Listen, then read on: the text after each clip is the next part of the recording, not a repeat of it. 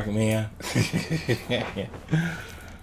We got another episode of the Miracle Blueprint, man. We back once again, chapter by chapter, verse by verse. I got to show you that the Bible is the best book for your life. You know what I'm saying? It's better than all the other books that you see out there. The Bible. You know what I'm saying? So today, I want to talk from the subject of don't worry, God is in control. Don't worry, God is in control. I understand that you may be placed in situations that, you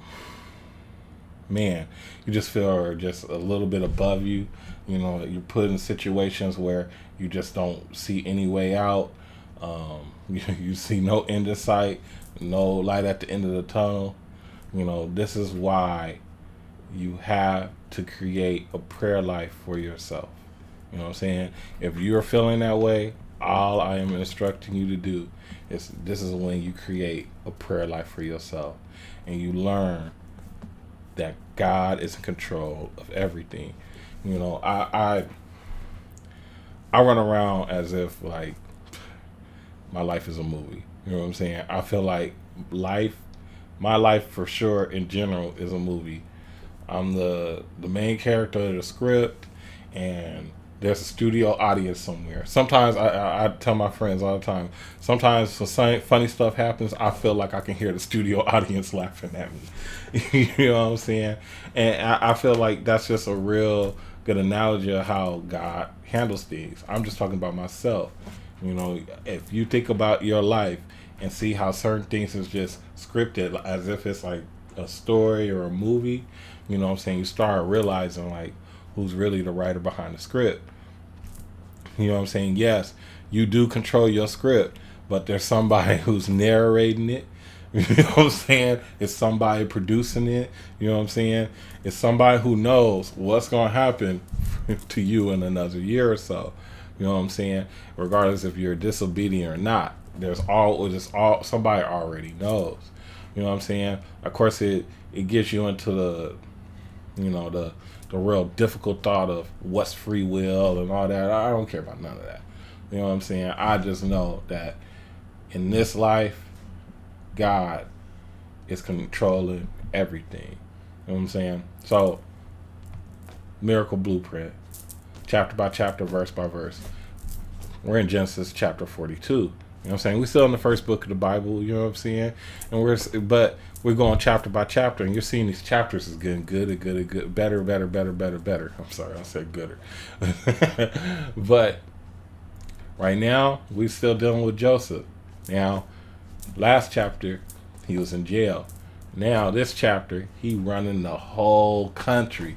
You know what I'm saying? He's in Egypt, and it's Pharaoh, then it's Joseph. You know what I'm saying? He's the most powerful person in the country. And guess what? You know what I'm saying? The reason why I'm talking about God's control is because something done happened to him, right? He done been in jail. You know what I'm saying?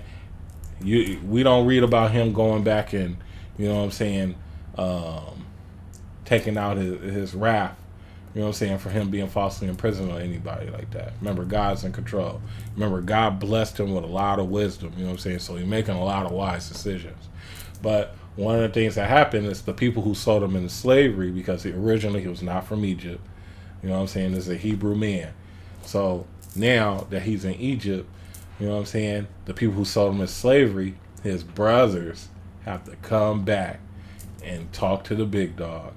You know what I'm saying? Just imagine your brother sold you in slavery when he was a teenager. Now you grown and you got to see him again, and they don't know who you are. I think this is like one of the most powerfulest chapters in the Bible. You know what I'm saying? I remember reading this whole story. I remember it brought me to tears, and you know what I'm saying? It inspired me a lot. So man, let's see how in control God it really is. You know what I'm saying? Let's go ahead. Let's check out Genesis chapter 42. Genesis 42 ERV. During the famine in Canaan, Jacob learned that there was grain in Egypt. So he said to his sons, "Why are you sitting here doing nothing? I have heard that there is grain for sale in Egypt. Go there and buy grain for us, so that we will live and not die." So 10 of Joseph's brothers went to Egypt to buy grain. Jacob did not send Benjamin. Benjamin was Joseph's only full brother. Jacob was afraid that something bad might happen to Benjamin. The famine was very bad in Canaan, so there were many people from Canaan who went to Egypt to buy grain. Among them were the sons of Israel. Joseph was the governor of Egypt at the time. He was the one who checked the sale of grain to people who came to Egypt to buy it. Joseph's brothers came to him and bowed before him. Joseph saw his brothers and recognized them, but he acted like he didn't know them. He was rude when he spoke to them. He said, "Where do you come from?" The brothers answered, "We have come from the land of Canaan to buy food." Joseph recognized his brothers, but they did not know who he was. Then Joseph remembered the dreams that he had dreamed about his brothers. Joseph said to his brothers, "You have not come to buy food. You are spies. You came to learn where we are weak." But the brothers said to him, "No, sir, we come as your servants. We have come only to buy food. We are all brothers. We all have the same father. We are honest men. We have come only to buy food." Then Joseph said to them, "No, you have come to spy on us." And the brothers said, "No, sir, we come as servants from Canaan. We are all brothers, sons of the same father. There were 12 brothers in our family. Our youngest brother is still at home with our father, and the other brother died a long time ago." But Joseph said to them, "No, I can see that I am right. You are spies. But I will let you prove that you are telling the truth. In the name of Pharaoh, I swear that I will not let you go until your youngest brother comes here. One of you must go back to get your youngest brother while the rest of you stay here in prison. Then we can prove whether you are telling the truth or not. If you are not telling the truth, then by Pharaoh I swear that you are spies." Then Joseph put them all in prison for 3 days. After 3 days, Joseph said to them, "I am a God-fearing man. Do this, and I will let you live. If you are honest men, one of your brothers can stay here in prison, and the others can go and carry grain back to your people. But then you must bring your youngest brother back here to me. Then I will know that you are telling the truth, and you will not have to die." The brothers agreed to this. They said to each other, "We are being punished for the bad thing we did to our younger brother Joseph. We saw the trouble he was in. He begged us to save him, but we refused to listen. So now we are in trouble." Then Reuben said to them, "I told you not to do anything bad to that boy, but you refused to listen to me. Now we are being punished for his death." Joseph told the servants to fill the bags with grain. The brothers had given Joseph the money for the grain, but he didn't keep the money. He put the money in their bags of grain. Then he gave them what they would need for their trip back home. So the brothers put the grain on their donkeys and left. That night the brothers stopped at a place to spend the night. One of the brothers opened his sack to get some grain for his donkey, and there in the sack he saw his money. He said to the other brothers, "Look, here is the money I paid for the grain. Someone put the money back in my sack." The brothers were very afraid. They said to one another, "What is God doing to us?" The brothers went back to their father Jacob in the land of Canaan. They told him about everything that had happened. They said, "The governor of that country spoke rudely to us. He thought that we were spies. We told him, 'We are honest men, not spies. There are 12 of us brothers, all from the same father. But one of our brothers is no longer living, and the youngest is still at home with our father in Canaan.' Then the governor of that country said to us, 'Here is a way to prove that you are honest men. Leave one of your brothers here with me. Take your grain back to your families. Bring your youngest brother to me. Then I will know if you are honest men or if you were sent from an army to destroy us. If you are telling the truth, I will give your brother back to you. I will give him to you, and you will be free to buy grain in our country.' Then the brothers started taking the grain out of their sacks, and every brother found his bag of money and his sack of grain. When the brothers and their father saw the money, they were afraid. Jacob said to them, 'Do you want me to lose all of my children? Joseph is gone, Simeon is gone, and now you want to take Benjamin away too.' But Reuben said to his father, "Father, you may kill my 2 sons if I don't bring Benjamin back to you. Trust me, I will bring him back to you."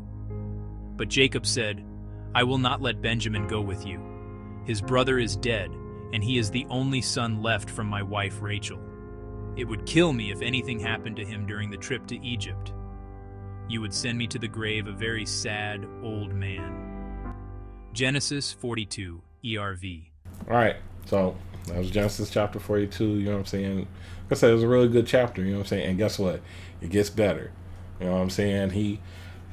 Joseph came up with a plot, you know what I'm saying? His brothers who sold him into slavery don't know that he running this whole country. I think you will never imagine. They think that he's dead. You know what I'm saying? They don't know that they're standing before the brother that they sold to slavery, and that brother is running the country.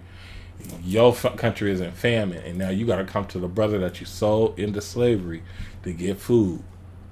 You know what I'm saying? It's crazy how it works, right? Like I said, God is in control. You know what I'm saying? God is the narrator, all of that. So, you know what I'm saying? Why I say God's in control, right? And why I kind of get enthusiastic about this subject, right? Because, we just read it, and like I said, this chapter and just this whole story within the Bible is very inspiring to me. You know what I'm saying?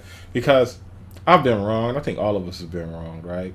And I think one of the first things that popped up in my mind thinking about this is a situation where somebody stole my phone. So I had a situation where somebody stole my phone, right? I'm working at a restaurant. You know what I'm saying? There's tons of people. There's big staff. I'm working at a big restaurant. I go to the bathroom. I leave my phone inside the bathroom. Texting on the toilet, stupid stuff. I remember to myself, when I started looking for my phone, I was texting on the toilet. Like, I left my phone inside the bathroom. I go in there, the phone's gone. I tell a couple people I know, you know what I'm saying? And I shout out to my partner, Adam, you know what I'm saying? If he ever sees this, man, like, I remember my partner, Adam, man, he would hard for me, like, who has Ray's phone? Everybody like, where's the phone? Where the phone? Where the phone? I remember the guy who actually stole my phone walked up from me, was I don't know where it is. He had like kind of like a suspicious looking look, but I'm not pressing it, right? I go home. You know what I'm saying? I'm like, dang, I lost my phone.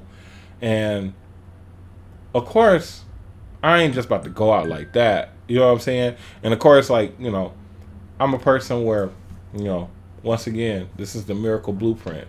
Go to miracle.life to take the Miracle Blueprint program, because one of the things it helps you with is anger. I really worked on my anger in this situation. This is where I exercised working on not getting angry in certain situations. I was cool, calm, and collective the whole entire time. You know what I'm saying? I didn't go and beat up people. I wasn't, even when I said somebody gave me a strange look, I didn't act off of it or do nothing like that, right? So this is how good I've worked on my anger, right? I wake up the next morning, don't got my phone, but I'm not going out like that. Boom. Find my iPhone, right? It tracks my iPhone. I'm living in Los Angeles. The phone is in Long Beach. I'm like, all right, cool. About a 25-minute drive. I call my dad. My dad was with it. I was like, hey, somebody took my phone. I'm attracted to Long Beach. He was like, all right, let's go. We pull up. We in Long Beach. You know what I'm saying? I'm searching. Like, we sitting there. We posted up because I'm like, dang, even though it shows me, it takes us to this motel, right? All right, we in the motel, but it's not telling me exactly what motel room it is. So I'm just like, we just kind of posted. We try to figure it out. And this was like a real rough motel. Like, they was pimping out the motel and everything like that. It was one of those, like, man, unless, you wouldn't want to be in those type of motels, right? So I'm sitting there, and I think I got it to a point where I found exactly what room it is, trying to guess. And I go and knock on the door, and guess who it is? It's the guy who gave me the strange look, talking about he didn't know where my phone was. So I'm like, look, man, I need my phone. Do you have my phone? No, I don't have your phone. He goes, searching through the room, yada, yada. He shows me he's in there with his child's mother and his child. Remember, I'm working on my anger. I ain't mad. So he's searching. He's showing me, oh, it's not in here. I don't have the phone. I'm like, okay. If you don't got the phone, where is the phone, right? So I walk the guy outside. Remember, my dad was with me. I'm with my dad. I'm like, Dad, I forgot the guy's name. He was like, he worked with me, but he said he don't got the phone. My dad is more of a hothead than I am. Instantly goes in, yes, he does know where the phone is. And begins to threaten the guy. Look, if you don't get this phone, we're going to have problems. He put the pressure on it to where the guy really went and got the phone. And guess what? He took it to a pawn shop that was across the street. Didn't even notice that it was a pawn shop across the street. So I get my phone back, right? I remember everybody that I told this story was like, man, I would have teed off on him as soon as I saw him. Everybody told me what they would have did, right? And everybody, it came down to violence and a whole bunch of other extra stuff. I'm sorry, I didn't think it was going to be that loud.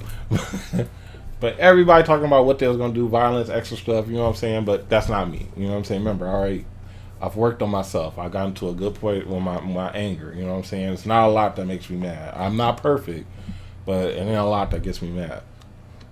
So I remember I got my phone back. I didn't say nothing about it. You know what I'm saying? I actually got to tell like my boss about it. Even I was trying to give him the benefit of the doubt. Even my boss was like, man, he took your phone. You know what I'm saying? And he fired the guy on the spot. You know what I'm saying? So fast forward, right? This is how I'm telling you how God is in control, right? It's always a fast forward moment, right? I always thought to myself, I was like, dang, why didn't I fight that guy? You know what I'm saying? So, working in a restaurant, sometimes you'll go and dibble and dabble. For me, especially if you're entrepreneurial minded, right? Like I am. So, I get to a point where, I start cooking my own food, right? So I remember we did an event. You know what I'm saying? It was an event in, same area, Long Beach area, right? So I get to this event, right? You know what I'm saying? I'm checking out the other vendors. Guess who one of the other vendors is? The guy who stole my phone. And guess what? He up there with his dad. You know what I'm saying? I say, what's up? You know what I'm saying? I'm not scary. You know what I'm saying? I'm just nice. I'm not going to go deeply into anger. He was like, oh, man, what's up? You know what I'm saying? He introduced me to his dad, yada, yada, yada. It wasn't a lot of conversation, you know what I'm saying? Because remember, he stole my phone. One of the things that happened, though, was he ended up being my first customer. And I always think back to that day, right? What if I would have went in there and stomped him out in front of his girlfriend and his child, you know what I'm saying? With me and my dad, right? Fast forward, him and his dad, it would have been round 2. And I was alone that day. It was just me and my mom and like my auntie, you know what I'm saying? We cooking out a freaking event, you know what I'm saying? An outdoor event. And I remember, the guy ended up being my first customer. I still remember, it was like a defining moment for me because, I'm saying I'm cooking is because I became a chef, right? As a chef, it was the first time that I came up with making something that actually sold out. I ended up making loaded baked potatoes. It's the first time I ever made loaded baked potatoes. These guys was actually making ribs and barbecue, and I remember they asked me, they was like, how you about to make loaded baked potatoes on that little grill? Because back then I had my little small taco grill, and I was doing crazy stuff on this taco grill, like making loaded baked potatoes on it. And I told them I was going to watch this. And I remember I made so much. That was the first time. I think that was my first. I didn't make $1,000, but it was like my first $800 day. You know what I'm saying? Like, it was my first $800 days that I did like solo. Like, my mom was there, but you know what I'm saying? It was my first time where I was like, oh dang, I can make money like this. Like, okay, I'm on it. And I remember I made way more money than them because I had it jumping with the baked potatoes. I remember going back looking at my money at the end of the day. I was like, dang, I can't believe I did that. You know what I'm saying? And it just showed me that how God is in control. You know what I'm saying? If you're a person who is quick to anger. If you're a person where it's like anything can just set you off, anything can, you know what I'm saying, turn it can go 0 to 100 real quick with you. You have to work on your anger. You have to work on your anger. I was just talking to my brother today where he couldn't believe how many people he knew around him that use blood pressure medication. You know what I'm saying? It's because anything can make them mad. You can get mad so quickly. You know what I'm saying? You can get, you know what I'm saying? And it just gets it to where it's like any little thing can just make your blood boil. You have to work on your anger. And one of the key things is, you know, I can tell you is stop cursing, stop complaining. Those are the two big things that will help you with your anger. If you learn how to stop cursing, I'm telling you, you know, cursing, that's a lot of times where things can go from 0 to 100 real quick. And a lot of times, like with curse words, I always like to say cursing is for dumb people. It's for people with low vocabulary. If you think a little bit more about what you say, you wouldn't probably say certain things. And then not complaining, sometimes you just gotta let it just go. Like I said, man, a guy just took my phone, and everybody was like, man, I would have did this, I would have did that. Man, I went from not doing that, getting my phone back, not stressing the situation no more, to where the next time I saw him, he was my first customer. And I ended up making the most money I ever made at that point in time.